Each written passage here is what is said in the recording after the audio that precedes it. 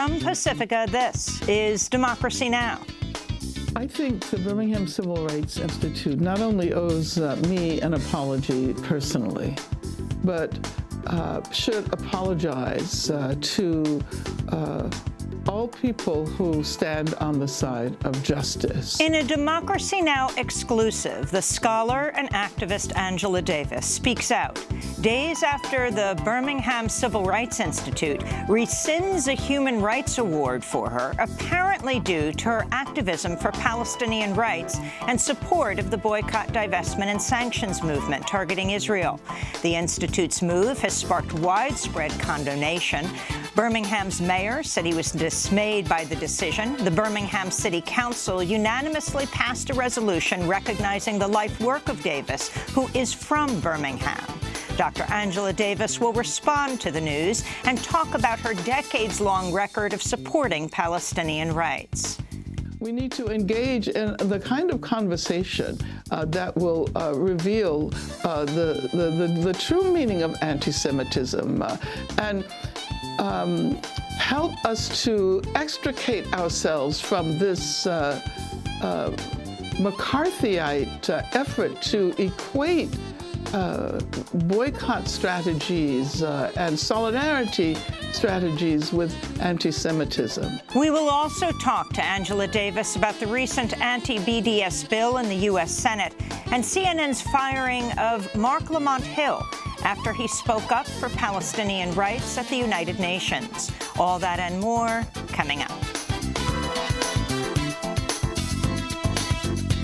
Welcome to Democracy Now!, democracynow.org, The War and Peace Report. I'm Amy Goodman. Some 800,000 federal workers who've been furloughed or forced to work without compensation will receive no paycheck today as the partial government shutdown stretches into its 21st day with no resolution in sight. On Thursday, government workers and their unions staged rallies outside federal buildings across the United States. This is Elaine Suriano, a furloughed EPA scientist, speaking at a protest in Washington, D.C. To someone, and I've asked them if I can get a loan for a mortgage if this doesn't, my mortgage payment, if this doesn't end at the end of January. So, and if it continues longer, I'll have to go into my retirement money to pay the bills. The bills keep coming. They don't stop. The protests came as President Trump traveled to McAllen, Texas, along the U.S.-Mexico border Thursday to repeat his demand for more than $5 billion in funding for a border wall. In what would be an unprecedented move, Trump is considering declaring a national emergency in a bid to circumvent Congress. He's ordered the U.S. Army Corps of Engineers to look into raiding funds from a $13.9 billion disaster relief bill meant to help Puerto Rico, Florida, Texas, and California recover from deadly hurricanes and wildfires. After a photo op at the border, Trump granted an interview to Fox News host Sean Hannity, who was reportedly given special access to the president by White House Deputy Chief of Staff Bill Shine, a former Fox News executive. Now, you said earlier today that it's likely, that you're very likely going to declare a national emergency. How soon would that happen? No, if we don't make a deal with Congress, most likely I will do that. I would actually say I would. I can't imagine any reason why not, because I'm allowed to do it. The law is 100% on my side. In fact, many legal scholars and lawmakers say such a move would violate federal law and could set a dangerous precedent. Carol Rose of the American Civil Liberties Union said, quote, "He can try, but he's going to be challenged in court by the ACLU and by about 1 million other groups," unquote. Trump's visit was met by protesters who rallied on both sides of the border in Reynosa, Mexico, and McAllen, Texas. Efren Olivares of the Texas Civil Rights Project said Trump was stoking racism, xenophobia, and fears about a crime epidemic that doesn't exist. The crime rate is much lower here than it is in Houston and Dallas and Austin. So it's total falsehood that there's crime, that the crime rates are high, or that there's a security crisis. People have homes right next to the river, and they live there peacefully without any fence or without any wall. That's the way it's been for generations. Now we have this president that, with a rhetoric of xenophobia and racism, is trying to make people who are not from here believe that there's a crisis. But the people who live here, we know what it's like, and we know that it's completely false that there's a crisis in the border. On Capitol Hill, there are no signs that lawmakers will resolve the government shutdown anytime soon after 8 House Republicans joined Democrats in approving spending bill that would reopen the Treasury Department while funding the IRS as tax season gets underway. Senate Republican Majority Leader Mitch McConnell refused to schedule a vote Thursday on a companion bill, calling it a political stunt. In climate news, a major new study published in the journal Science finds the world's oceans are absorbing heat at a far faster rate than previously predicted, a finding with troubling implications for the future of life on Earth. The study found greenhouse gas emissions are warming the oceans 40% faster than even the dire predictions made by the UN's top climate scientists 5 years ago. The authors write, quote, "This warming has contributed to increases in rainfall intensity, rising sea levels, the destruction of coral reefs, declining ocean oxygen levels, and declines in ice sheets, glaciers, and ice caps in the polar regions." The Pentagon says it's begun the process of withdrawing U.S. troops from Syria, as ordered by President Trump, but declined to comment on its planned timetable or the movement of troops. The reported U.S. withdrawal came as Turkey said it would invade parts of Syria controlled by Kurdish militias unless the U.S. rapidly completed a withdrawal. This is Turkey's foreign minister. Ama bu iş uzatılırsa But if this process is prolonged or extended over a period of time, and as I have said before, if they delay this process with false and absurd excuses, like unreal statements, such as Turks will slaughter the Kurds, then we will put this decision of starting an operation in east of Euphrates into practice. In Egypt, Secretary of State Mike Pompeo presented his vision for U.S. policy in the Middle East in a speech at Cairo University Thursday that at times directly contradicted President Trump. Pompeo promised the U.S. will expel every last Iranian boot from Syria, even as the president has vowed to remove 2,000 troops from the region. Pompeo repeatedly attacked former President Barack Obama throughout the address, telling his audience, quote, "The age of self-inflicted American shame is over." President Trump has made the decision to bring our troops home from Syria. We always do, and now is the time. But this isn't a change of mission. We remain committed to the complete dismantling of the ISIS threat and the ongoing fight against radical Islamism in all of its forms. But as President Trump has said, we're looking to our partners to do more, and in this effort, we will do so going forward, together. For our part, airstrikes in the region will continue as targets arise. Pompeo did not mention gross human rights abuses committed in Egypt under President Abdel Fattah el-Sisi or the 50,000 political prisoners human rights groups say are currently locked up in Egyptian jails. Pompeo will continue his Mideast tour over the weekend with plans to meet with Gulf Arab leaders, including a visit with the Saudi royal family in Riyadh. During his Cairo speech, Pompeo barely mentioned Saudi Arabia, and not once did he mention Washington Post columnist Jamal Khashoggi, who was reportedly killed and dismembered by a Saudi hit squad October 2nd inside the Saudi consulate in Istanbul, Turkey, before his body parts were smuggled away. On Capitol Hill Thursday, lawmakers mark the 100th day since the killing. Both Congress and the CIA have determined Saudi Crown Prince Mohammed bin Salman very likely ordered the assassination, although Pompeo and President Trump have disputed the conclusion. This is House Speaker Nancy Pelosi. The murder of Khashoggi is an atrocity and an affront to humanity.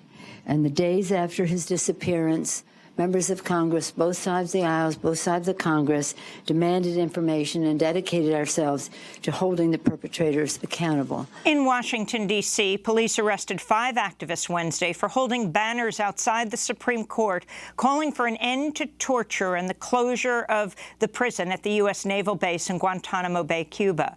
The protests came on the 17th anniversary of the opening of Guantanamo in the wake of the 9/11 attacks. 40 men remain languishing there. Many of them have yet to face a trial. This comes as McClatchy is reporting CIA Director Gina Haspel ran a secret agency black site for prisoners at Guantanamo. The claim is based on a partially redacted transcript of a secret hearing at Guantanamo last November. Haspel was responsible for running a secret CIA black site in Thailand in 2002, where at least one prisoner was waterboarded and tortured in other ways during her tenure. Haspel also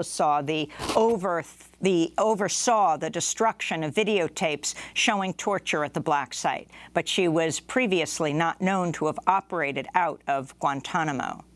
In Venezuela, President Nicolás Maduro was inaugurated Thursday to a second 6-year term, overseeing an economy that's in free fall amidst U.S.-led economic sanctions aimed at ending his presidency. Maduro has accused the U.S., along with Canada and 12 Latin American allies, of plotting a coup against his socialist government. Maduro repeated the claim at Thursday's inauguration. Venezuela is the center of a world war of U.S. imperialism and its allied governments, and they have tried to turn this formal, legal, constitutional, and peaceful ceremony into a world war against our country. The U.S. and its allies have refused to recognize Maduro's presidency, calling last year's election illegitimate. Other Latin American leaders, including Evo Morales of Bolivia, Daniel Ortega of Nicaragua, and Miguel Diaz-Canel of Cuba, welcomed Maduro's re-election and joined Thursday's inauguration in Caracas. The Trump administration's continued to ratchet up sanctions against Venezuela, even as its economy faces hyperinflation with severe shortages of food and medicine. About 3 million Venezuelans have left the country in recent years, with many settling in Colombia and Brazil. In Brazil, newly inaugurated far-right President Jair Bolsonaro said Wednesday he'll pull out of a United Nations agreement protecting the rights of migrants. Brazil joins just a handful of countries, led by the United States, that refuse to ratify the Global Compact for Safe, Orderly, and Regular Migration. Last month, more than 160 other nations have signed on. Back on Capitol Hill, Vermont Independent Senator Bernie Sanders was joined Thursday by Democratic House members as they introduced legislation to dramatically roll back prices that Americans pay for prescription drugs. The bill would allow the Health and Human Services Secretary to negotiate for lower prices while pegging the price of prescription drugs to the median price in 5 industrialized countries. It would also allow Americans to import lower-cost drugs from Canada and other countries. This is Ilhan Omar, freshman congressperson from Minnesota. I believe that health care is a basic human right. Americans pay the highest prices to access the drugs in the world, including 3 times the price of drugs in Great Britain alone. And instead of taking donations from pharmaceutical industry, we need to hold them accountable for taking advantage of the American people. Medications are too expensive, and we must act boldly to lower prices. Senator Bernie Sanders apologized Thursday to women who have come forward to say they were sexually harassed or discriminated against by male staffers while working on his 2016 campaign. The accusation surfaced after more than 24 staffers penned a letter to Sanders requesting a meeting to discuss sexual violence and harassment on the 2016 campaign in the run-up to the 2020 election. Several of Sanders' top aides have been implicated. This is Senator Sanders speaking Thursday. It appears that as part of our campaign, there were some women who were harassed or mistreated. And I thank them from the bottom of my heart for speaking out. What they experienced was absolutely unacceptable and certainly not what a progressive campaign or any campaign should be about. In other news on Sanders' possible run for president, his 2016 campaign manager, Jeff Weaver, has said he will not return to the same position if Sanders decides to run for president again. But Weaver is expected to stay on as a senior advisor. President Trump's former personal attorney and fixer, Michael Cohen, said Thursday he'll testify to a House committee next month about his work for Donald Trump. Cohen has been sentenced to 3 years in prison for tax evasion, bank fraud, campaign finance violations, and lying to Congress after admitting he broke federal campaign finance laws by paying hush money to 2 women during the 2016 presidential campaign in coordination with and at the direction of President Trump. This comes as the Washington Post reports the White House has added 17 new lawyers to its legal team in recent weeks as President Trump and his inner circle brace for Robert Mueller to complete his investigation.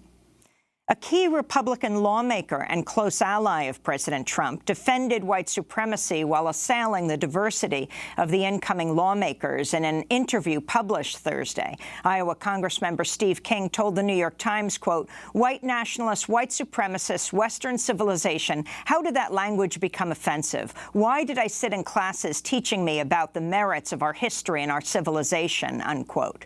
Congressmember King went on to criticize the freshman class of Democratic lawmakers with its record number of women and people of color, saying, quote, "You could look over there and think the Democratic Party is no country for white men," King said. And in Montgomery, Alabama, an African-American transgender woman was murdered over the weekend in what the Human Rights Campaign reports was the first known act of deadly violence against a trans person in the U.S. in 2019.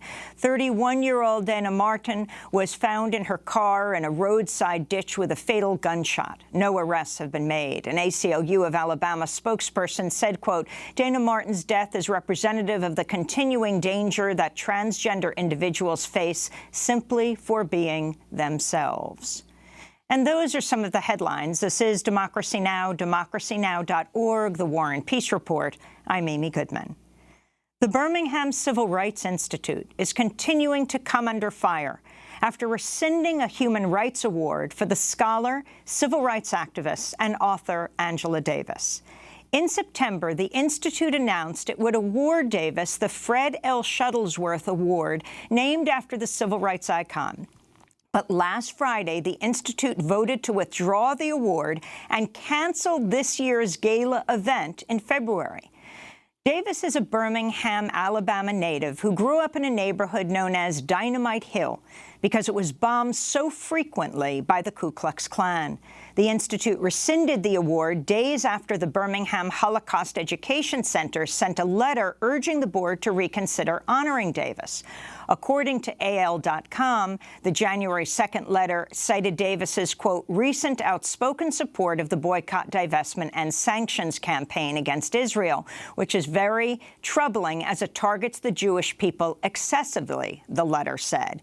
It went on to state, "We do not suggest that Israel should be immune from criticism, but BDS ignores gross human rights transgressions by other countries around the world and focuses solely on Israel, the world's only Jewish state," unquote.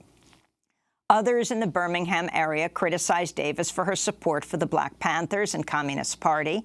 The Institute's decision to rescind the award has sparked outrage in Birmingham and around the country. Birmingham Mayor Randall Woodfin said he was dismayed by the Institute's decision, which he said came after, quote, "protests from our local Jewish community and some of its allies," unquote. The Birmingham City Council voted unanimously to express support for Dr. Davis, as did the Birmingham School Board. In addition, more than 350 academics have signed on to a letter supporting Davis that was organized by Jewish Voice for Peace.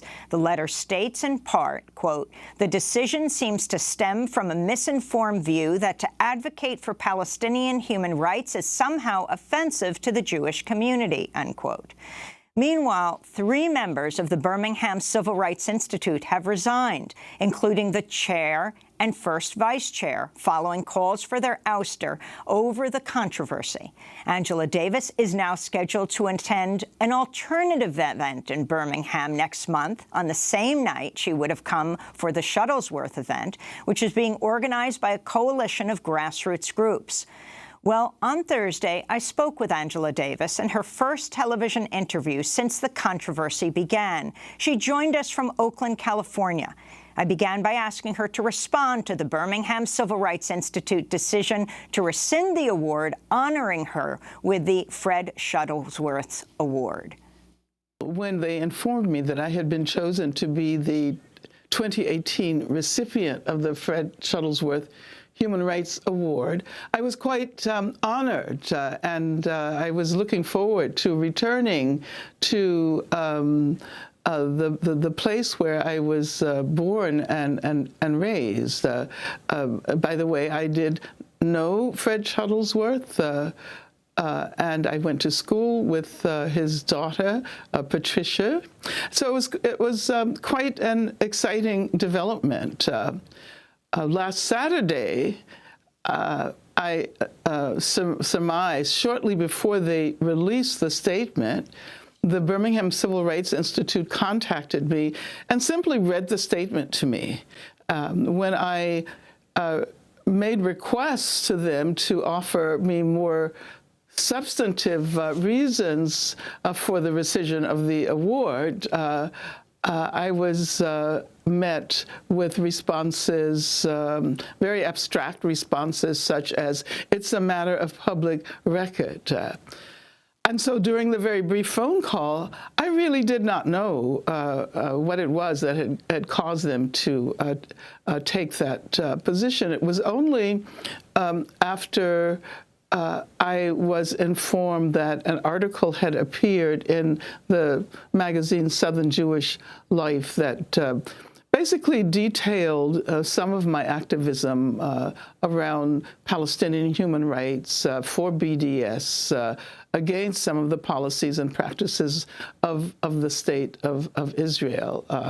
I don't think they were aware that the response would be so immediate and so overwhelmingly in favor of my receiving the award. I have heard from literally hundreds of individuals and organizations. Letters are being circulated not only by Jewish Voice for Peace, but by historians. I think it's the American Historical Society. I may be wrong. One of the professional organizations that includes scholars who do work on civil rights. I have been contacted by many people in Birmingham. Some of my oldest friends are involved in organizing the event, the alternative event, which is scheduled to take place on the same day that the Birmingham Civil Rights Institute event was originally to take place. It's actually quite exciting to see the issue of Palestinian justice for Palestine, emerge as a topic of popular discourse. We have attempted for so long to encourage a conversation like this. I don't know whether I enjoy being at the center of the controversy. I think I've had my share of controversies in my life, but I'm happy to assist in the process of encouraging more discussion on racism, on anti-Semitism, on justice for Palestine. I want to turn to Birmingham Mayor Randall Woodfin, who said in a statement, as I consider the controversy over the Birmingham Civil Rights Institute's decision to honor Dr. Angela Davis with the Fred L. Shuttlesworth Human Rights Award and its subsequent decision to rescind that honor after protests from our local Jewish community and some of its allies, my overriding feeling is one of dismay. Why am I dismayed? I'm dismayed because this controversy might have been avoided entirely had it been handled differently. I am dismayed because, As has been the case throughout Birmingham's history, people of goodwill behaved reflexively rather than engaging in meaningful discourse over their differences and seeking common ground. I am dismayed because this controversy is playing out in a way that harks backward rather than forward, that portrays us as the same Birmingham we always have been rather than the one we want to be. I'm dismayed because I believe that we should be able to expect better from ourselves and from one another. Again, that's those are the words of the mayor of Birmingham, Mayor Randall Woodfin, the youngest mayor in more than 120 years, who even has offered to facilitate a conversation. Interestingly, he's on the board of the Birmingham Civil Rights Museum, as it's known, the Birmingham Civil Rights Institute, but was not included in that emergency phone call or the executive phone call that was held last Friday in the vote that took place, that a number of people are demanding notes be revealed about that led to the announcement on Saturday. Angela Davis, your thoughts on Mayor Woodfin's response? Well, first of all, I find it very exciting that Birmingham now has a mayor who is bold and outspoken and willing to take risk, and who has certainly played an important role in generating the protest against the decision of the board of the Birmingham Civil Rights Institute. I am aware of the fact that he is an ex officio member of the board, as is Odessa Woolfolk, who is the person who has been, over the years, the driving force for the creation and the continuation of this institute. She was, by the way, my Sunday school teacher. I think she's about 10 years older than I am, and she's an ex officio member of the board and the chair emerita. I don't think that she was involved in the discussion at all. So it's interesting that they are unwilling to reveal precisely what their process was, and that we are left to speculate about the influences that were responsible for this decision. But let me say, I think it's important not to generalize about the Jewish community in Birmingham, just as I would suggest we not generalize about the Black community. There are people representing very different political positions in both communities. I am aware that there are progressive members of the Jewish community there. I know that Jewish Voice for Peace has contacts in Birmingham. I think it's important, as we engage in discussion around this controversy, to be aware of the extent to which anti-Semitism can also be a force here. So I would just guard against characterizing the Jewish community in Birmingham in such sweeping terms. Scholar and civil rights activist Angela Davis, the Birmingham Civil Rights Institute, recently rescinded a human rights award, apparently due to her activism for Palestinian rights. We'll return to Angela Davis in a minute.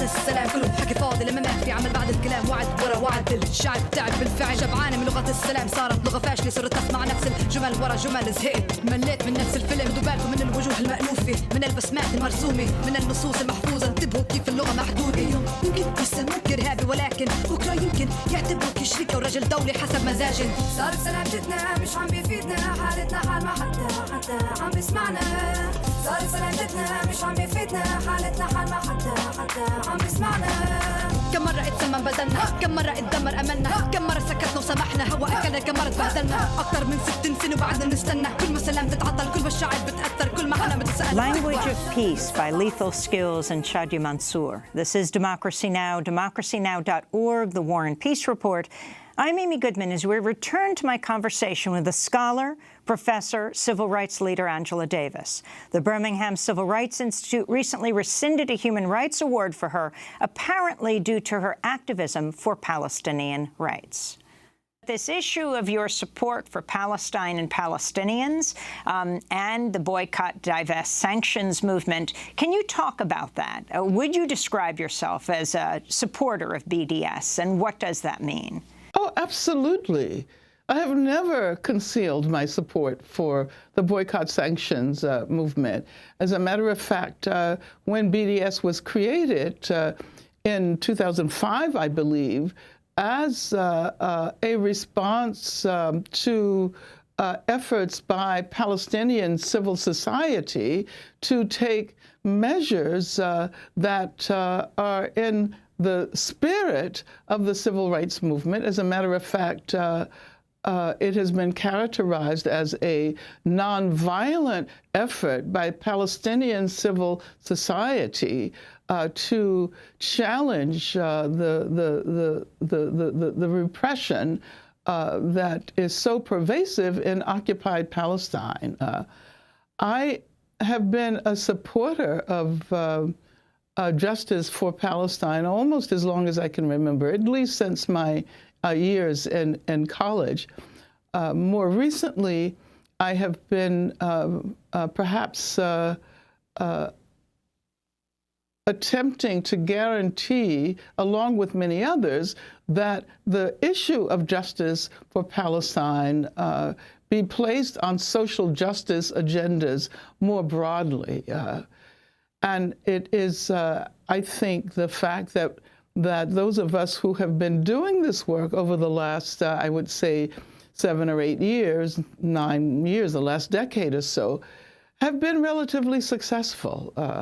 There is support for justice for Palestine on college campuses across the country, particularly Black student formations have embraced this cause. We know that in 2014, when the Ferguson uprising took place, when the Ferguson protests erupted, it was Palestinian activists who were the first to express solidarity, and as such helped to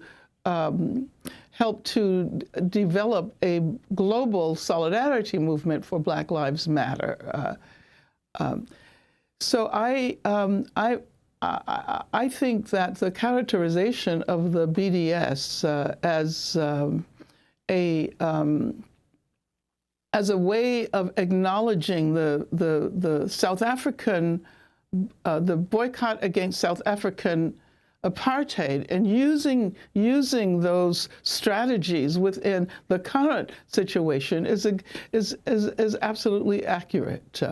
So I have been, yes, I've been involved in the effort to encourage professional organizations. I'm a member of the American Studies Association. ASA was one of the first professional organizations to develop a resolution supporting the boycott, the National Women's Studies Association. So I've been involved actually in many different contexts to help incorporate the call for justice for Palestine in our social justice agendas more broadly. And of course, you wrote the 2015 book, Freedom is a Constant Struggle, Ferguson, Palestine, and the Foundations of a Movement. I wanted to read more from the letter from the Birmingham Holocaust Education Center to the Birmingham Civil Rights Institute. They said, "We don't suggest Israel should be immune from criticism, but BDS ignores gross human rights transgressions by other countries around the world and focuses solely on Israel, the world's only Jewish state." The Reverend Martin Luther King Jr. said, "When people criticize Zionists, they mean Jews. You are talking anti-Semitism," they said, quoting Dr. King. Can you respond to this, Angela Davis? Well, First of all, as I pointed out, BDS emerged from Palestinian civil society, and its purpose is precisely to focus on Israel, just as the boycott against South African apartheid was focused on the South African apartheid state. So the first criticism they propose, I don't think is valid at all.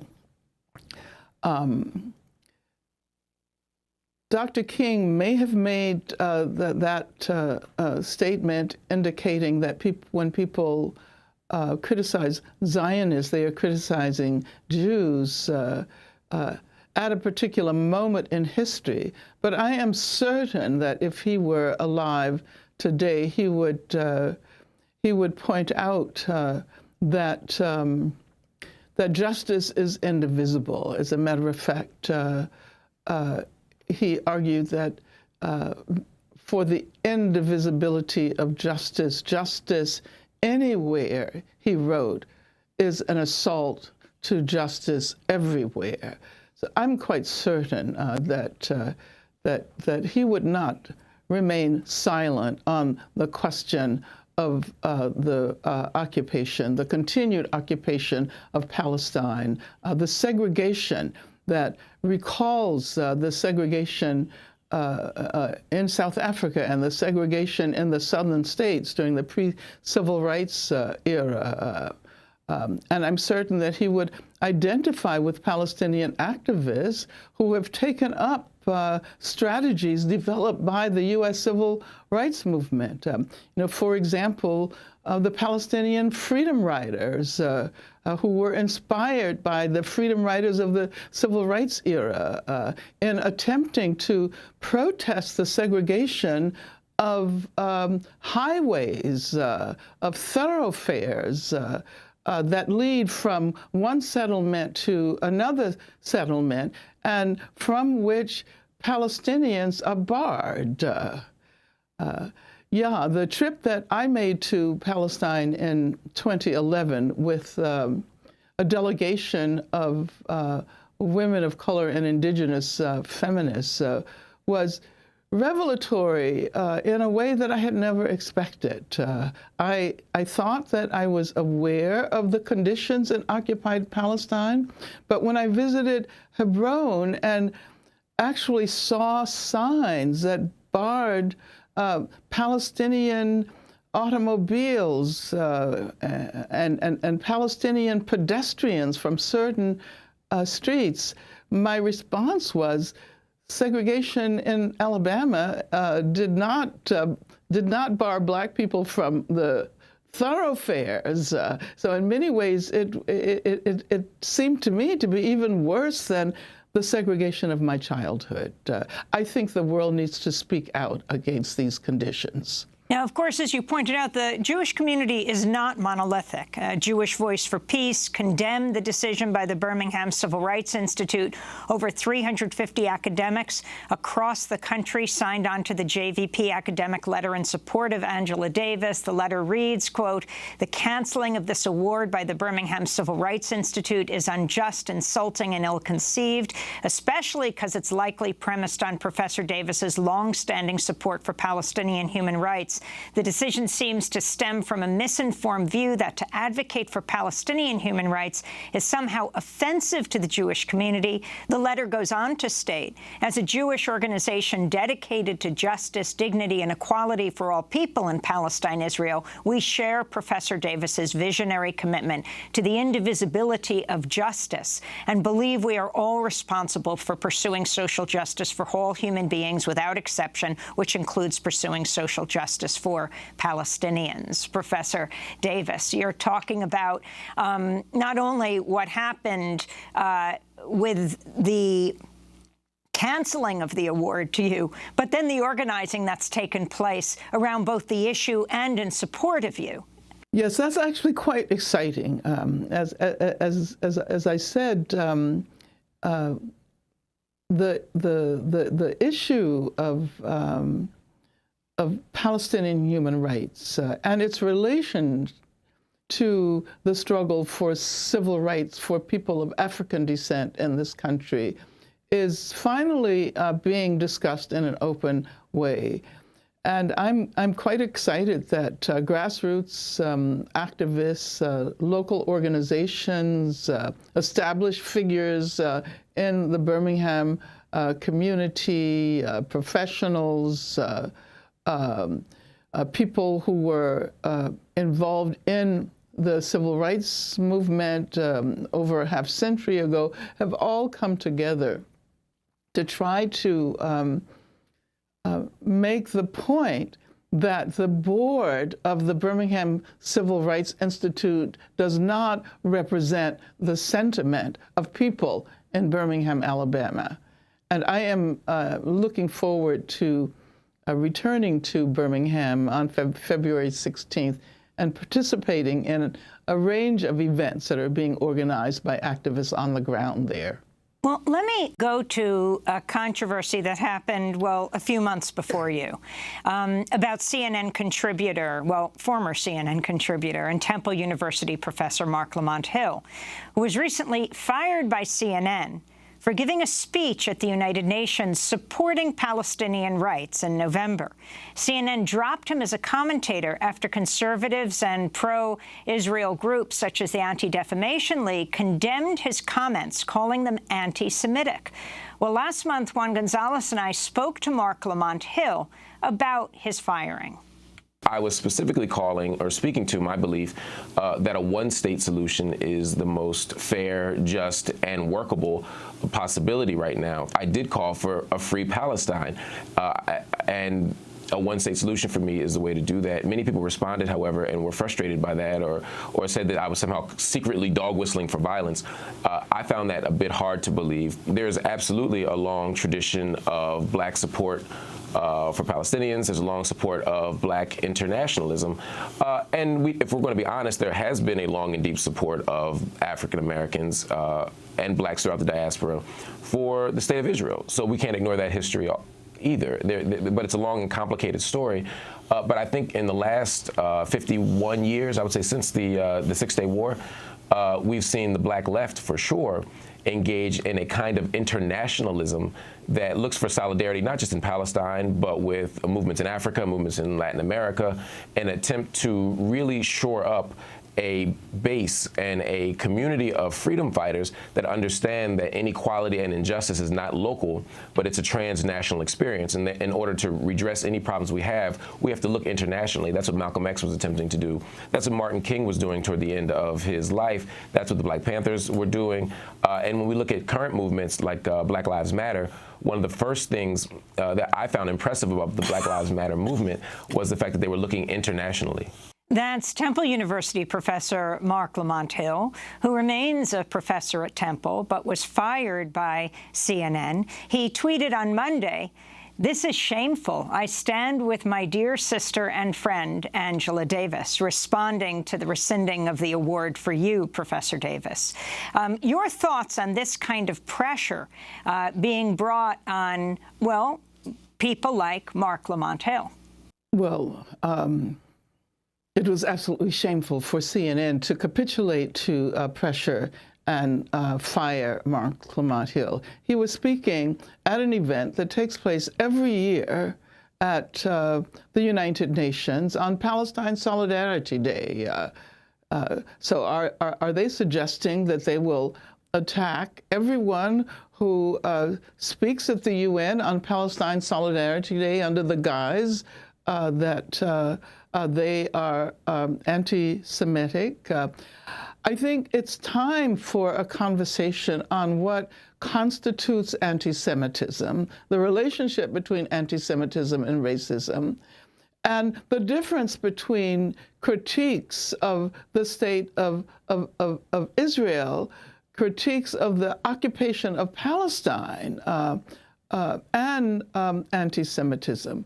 Of course, all of us reserve the right to criticize the United States of America, the government, especially during this period. No one would argue that by criticizing the government. We are criticizing all of the people of the U.S. As a matter of fact, I think it's very important to point out that there is a significant resistance among Jewish citizens of Israel inside Israel. When I visited Palestine and Israel in 2011, I had the opportunity to speak with Jewish activists who were opposed to the occupation of Palestine. So I think that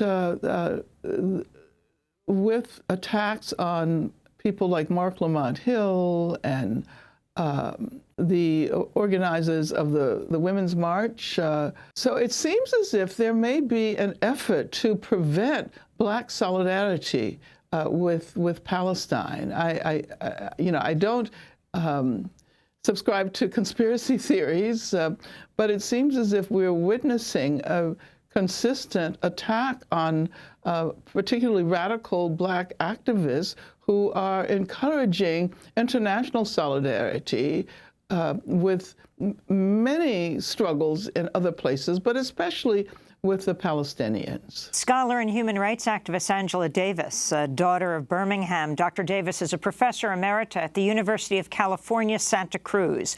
We'll continue with my conversation with her in a minute. Walking down to Birmingham, way down south in Dixieland.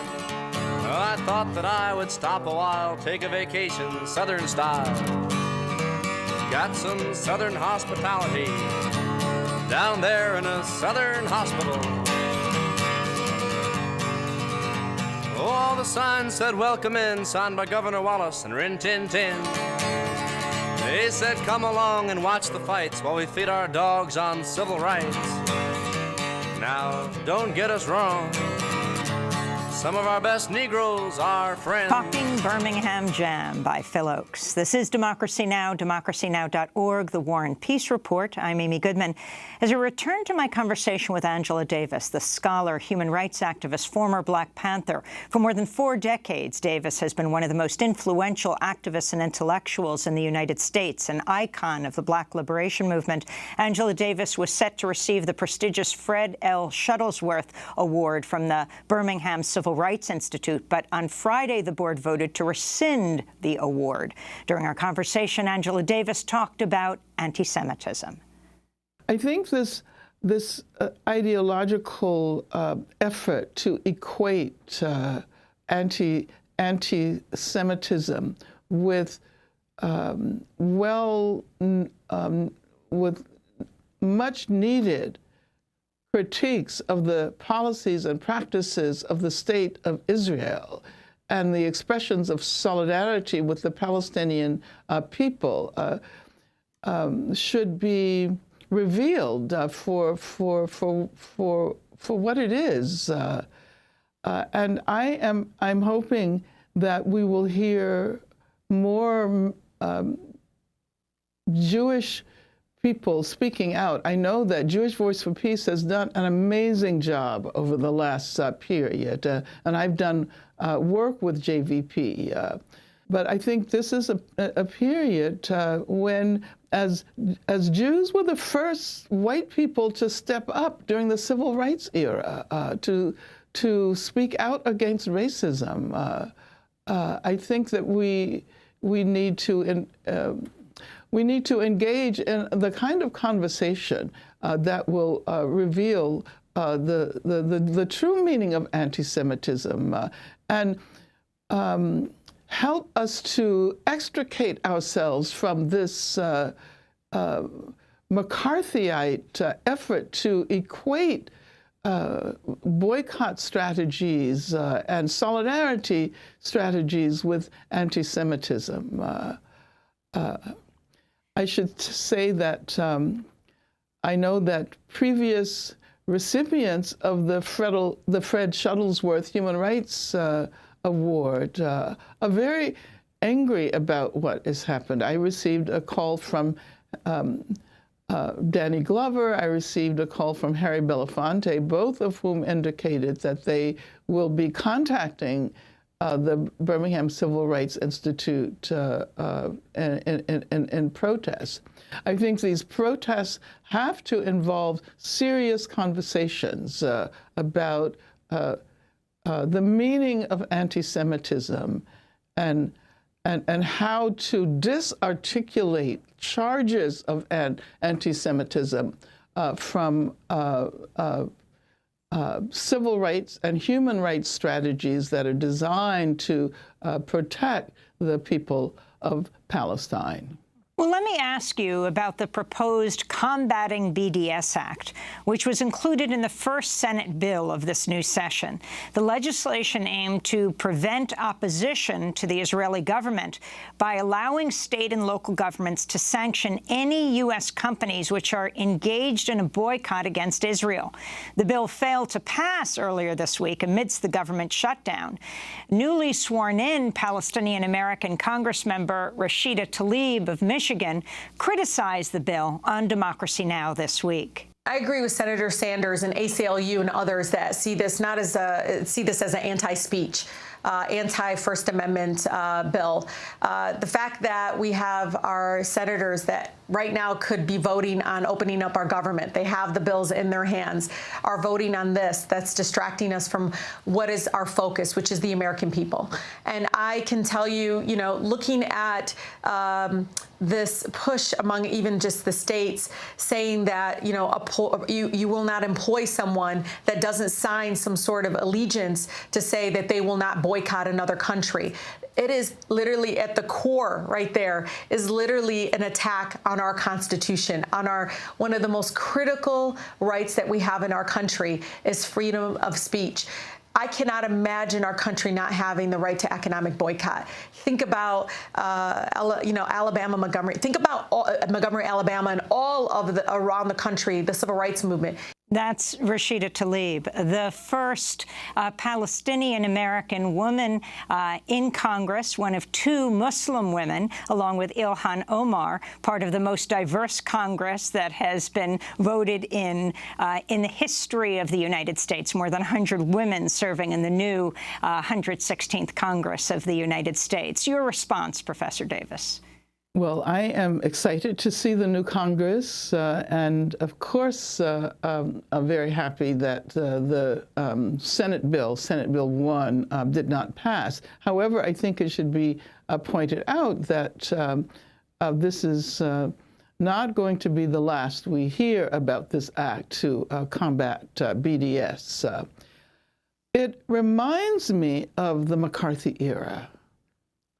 The effort to require people to, in effect, sign loyalty oaths that they will not engage in the boycott of the state of Israel.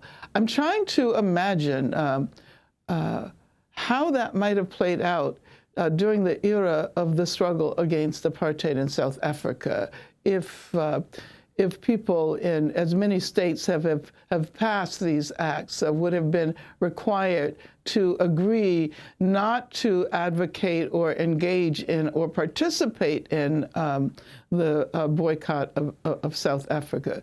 This is absolutely unconstitutional. And it harks back to a period of our history which many of us thought we had surpassed, but it also indicates how important it is to engage in the kinds of conversations and struggles that will enlighten people as to the implications of such measures. The award you were set to receive is named after the civil rights icon, Reverend Fred Shuttlesworth, who led the struggle in Birmingham, Alabama, to end segregation. When he died in 2011, the civil rights leader and Georgia Congressmember John Lewis said, quote, "When others did not have the courage to stand up, and speak out, Fred Shuttlesworth put all he had on the line to end segregation in Birmingham and the state of Alabama." This is Fred Shuttlesworth talking about the immediate visceral danger he encountered as one of the leaders of the civil rights movement. the Ku Klux Klan tried to blow me into heaven, blow me away. But you don't kill leaders. You don't kill the idea if you kill the person. But God saved me because he had to have somebody to go through a spectacular demonstration of his power to live in Birmingham. And when the detective said to me, he said, if I were you, I'd get out of town as quick as I could. I said, well, the officer, you're not me. And you go back and tell your Klan brethren that if God could save me through this, I'm here for the duration, and the war is on. That was Fred Shuttlesworth, civil rights icon. His biographer, Andrew Manis, author of A Fire You Can't Put Out and professor of history at Middle Georgia State University in Macon, has said, since your award was rescinded, I can't even imagine Fred Shuttlesworth hesitating for a moment to honor Angela Davis this way. Fred was willing to work with anybody, regardless of their politics, if they were on the side of freedom as soon as possible and equality as soon as possible. He was on board with them, unquote. As you listened to Fred Shuttlesworth, you knew Reverend Shuttlesworth? Oh, yes. Reverend Shuttlesworth was the first really rebel leader during the period I was growing up in Birmingham. I met him. I went to school with his daughter. I remember when his house was bombed. And I also remember that oftentimes he was a lone voice. Eventually, people spoke out and supported him, but he was courageous. And as the clip from a discussion with him you just played indicates, nobody could turn him around. Nobody could turn him around. And I was quite proud to have been offered the Fred Shuttlesworth Human Rights Award, which, of course, was promptly withdrawn.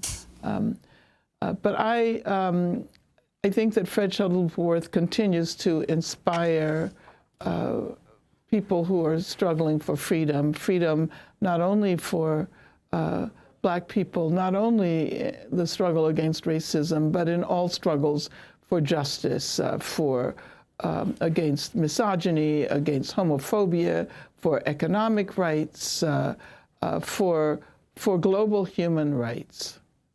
Well, let me ask you, Professor Davis, the top three members of the Birmingham Civil Rights Institute have now resigned over this decision to throw you out. And this is, you know, as the many in the community are demanding that the leadership resign. If this were to be re-offered to you to honor you in the name of Fred Shuttlesworth, would you accept that honor?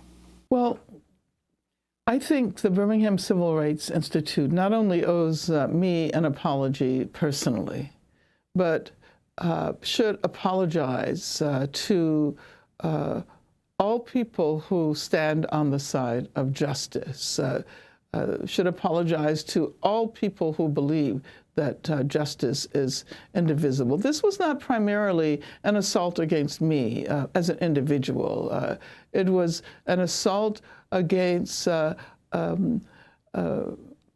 whole generation of activists who have come to recognize how important internationalism is. And in the words of Dr. King, as I pointed out earlier, injustice anywhere is an assault to justice everywhere. So for the time being, I would hope that they are considering the possibility of such a broad apology to people for whom this rescission was an affront everywhere. Well, Angela Davis, I want to thank you so much for joining us, and I want to wish you an early happy 75th birthday as you celebrate next week. Thank you very much, Amy. Dr. Angela Davis, the scholar and human rights activist, professor emerita at the University of California, Santa Cruz, author of many books, including Freedom is a Constant Struggle, Ferguson, Palestine, and the Foundations of a Movement.